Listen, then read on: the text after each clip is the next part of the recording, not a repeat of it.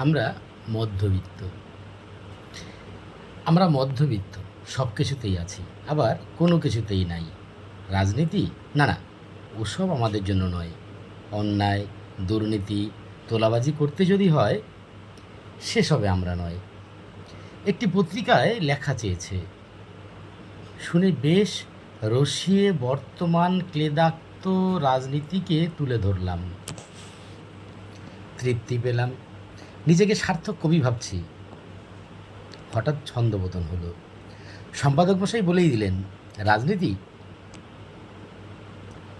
রাজনৈতিক কোনো লেখা চলবে না।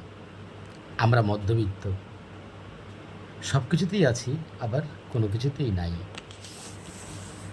বর্তমান সমাজের অন্তঃসারশূন্য শিক্ষা ব্যবস্থার গ্যারাকলে অর্ধশিক্ষিত আমরা চায়ের দোকানে, রাস্তার মোড়ে, শিক্ষা, চিকিৎসা, রাজনীতি সব কিছুরই সমালোচনায় মুখর হই।